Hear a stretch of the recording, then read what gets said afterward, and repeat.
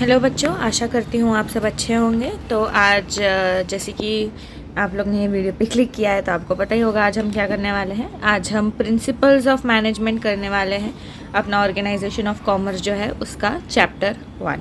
ठीक है, आज हम इसकी शुरुआत करने वाले हैं।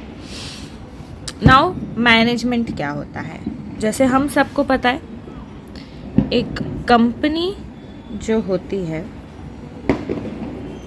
ये बच्चों ये कंपनी को हमें मैनेज करना पड़ता है। आपने मैनेजर वर्ड तो सुना ही होगा, ये मैनेजर वो manager, finance manager etcetera etcetera. तो जो मैनेजर होता है वो मैनेज करता है चीज़ों को। ठीक है, तो अभी suppose what is management? The act of managing by a manager is management, like in simple words. But यहाँ पे हम देखेंगे the real meaning of management in terms of OCM। ठीक है, management sets the strategic goals. Management क्या करता है? Management sets the strategic goals. Strategic मतलब पता है आपको, एक कंपनी को ऊपर पहुंचाने के लिए हमें एक स्ट्रैटेजी अपनानी पड़ती है, इसलिए strategic goals in accordance with vision mission of organisation and makes decisions on how the overall organisation will operate. Management is often included as a factor of production. बच्चों, फैक्टर्स ऑफ प्रोडक्शन हमने पढ़ा है economics में पिछले साल, और हम OCM में भी पढ़ते आए हैं। फैक्टर्स ऑफ प्रोडक्शन क्या होता है? लैंड, लेबर, कैपिटल, एंटरप्रेन्योर जो आप बोलना चाहो। ठीक है बच्चों, तो हमें पिछले साल सिर्फ इतना ही सिखाया गया, बट फैक्टर्स ऑफ प्रोडक्शन और भी होते हैं। हम हाई लेवल में ये सब सीखते हैं, जिसमें से एक होता है मैनेजमेंट। ठीक है, it harmonises all the functions of business organisation such as, अब क्या फंक्शंस हैं? प्लानिंग, ठीक है, ऑर्गेनाइजिंग, स्टाफिंग, कोऑर्डिनेटिंग, कंट्रोलिंग। ठीक है, ये हम अगले चैप्टर में ब्रीफ में पढ़ेंगे। ये सब क्या है? Functions of management. ठीक है बच्चों, हमारा चैप्टर नंबर 2 यही है। Management is related to human behaviour, it is not related. Now what is related to consumer behaviour? What is related to consumer behaviour, you might ask. Consumer behaviour हमने पढ़ा है economics में in the chapter demand, but human behaviour से क्या related है? Management. Consumer behaviour से क्या related है? डिमांड। कंफ्यूज नहीं होना है बच्चों। Next, meaning and definition. While achieving goal of an individual or an organization, it is always important to use different system or techniques. Some of these techniques are accepted universally, hence they are called as principles. Universally accepted techniques are known, ये सब लिखना है आपको बच्चों, ठीक है, known as principles. ठीक है, next, it provides guidelines to manager to conduct all organizational activities on specific basis. It helps the manager to take effective decisions to achieve organizational goal. Now हम करेंगे definition. Principle is defined as fundamental truth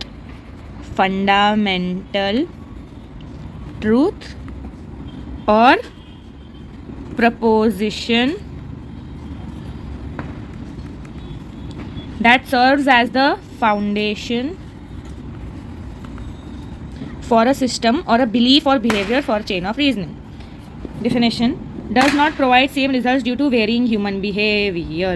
Proposition का मतलब है ये लिख लेना आप book में। नेक्स्ट पेज पे चलते हैं। In simple words, techniques or systems which give one directional result are called as principles. These principles are universal and are applicable everywhere. Due to the basis of principles, managers need not work trial and error basis. Trial and error basis हम किसको बोलते हैं? हम एक बार कोई चीज़ को try करते हैं, फेल होते हैं, दूसरी बार ट्राई करते हैं, फेल होते हैं, तीसरी बार ट्राई करते हैं, पास हो जाते हैं। तो we may not succeed in one single attempt. ठीक है बच्चों, इसको हम बोलते हैं ट्रायल एंड एरर। और यहाँ पे एग्जाम्पल दिया है क्रिकेट मैच का, ठीक है। In terms of management it is called as division of work which is one of the principles of management. Next, nature of principles of management. अब हम करेंगे नेचर, ठीक है। Management principles are form to guide and influence behaviour of employees. These principles insist on improving efficiency,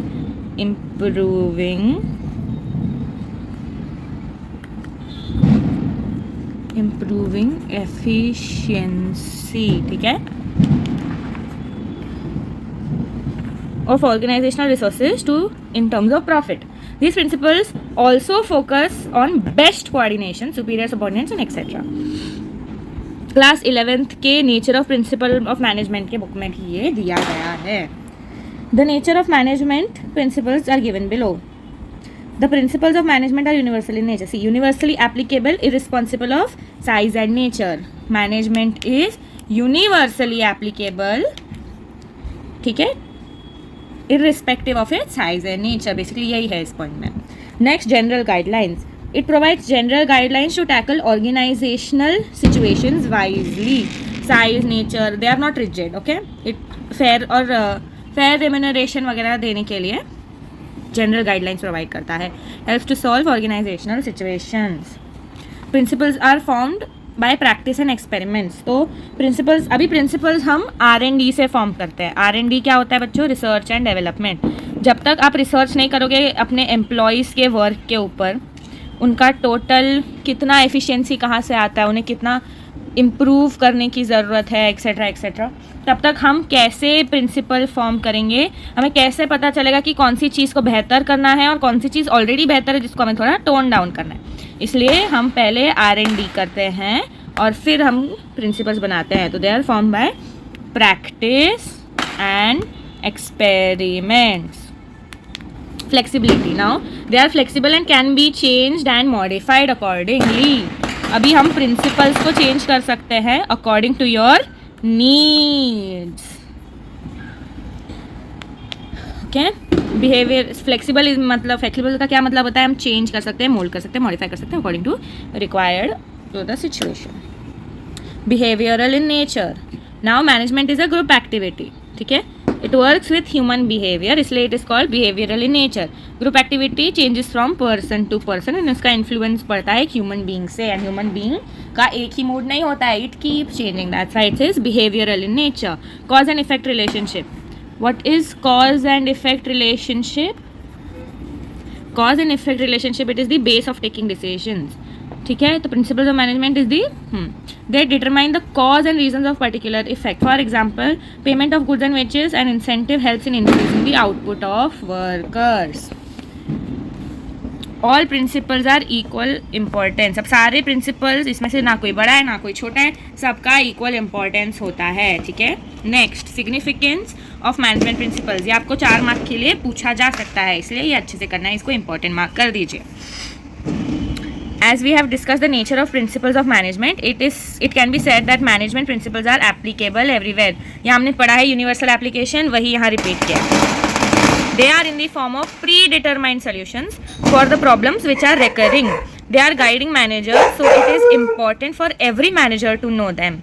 In every type of organization or group activity, one needs to apply principles according to nature, size, requirement and the organization. These principles are tested and practiced. जैसे हमने अभी पढ़ा, principles are practice and experimented, इसके बाद ही हम करते हैं। सिग्निफिकेंस का first, provides useful insight to manager, it helps the manager to understand situations and improve and resolve them, very simple. Then helpful in the effect utilisation, makes proper balance between physical and human resources, ठीक है। While maintaining discipline and healthy working environment, management always uses techniques and principles. It helps in establishing cordial relationship between management and employees, which increases the efficiency level of employees and also affects the effective administration. Scientific decisions, systematic or balanced decision. It helps in taking systematic or balanced decisions. Principles train the managers to handle critical situations जो होते हैं उनको दिमाग से solve करने के लिए वो help करता है. Understanding and social responsibility.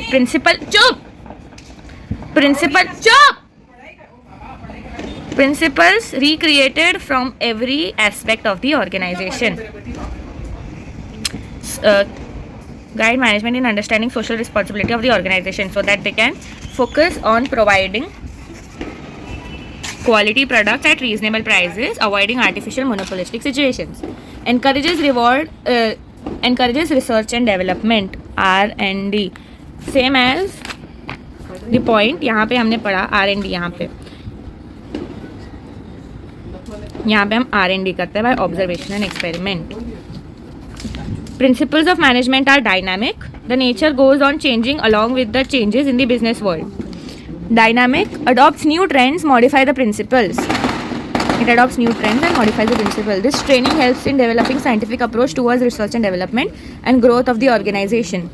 Helps to coordinate and control. It helps in ये सेम पॉइंट है पिछले वाले की तरह. Better coordination of control and suitable systems. Develops objective approach. It is goal oriented approach. Identify business opportunities and root causes of the problems. Managers can identify the business opportunities, root causes and correct the number item, provide appropriate solutions on it. It builds confidence in the minds of management. तो ये था significance of management principles. नेक्स्ट lecture में हम करेंगे theories of management and बाकी का chapter. Hope you enjoy the video. आपको आशा करते हैं आपको समझ आया होगा. We meet you guys in the next video. Thanks for watching.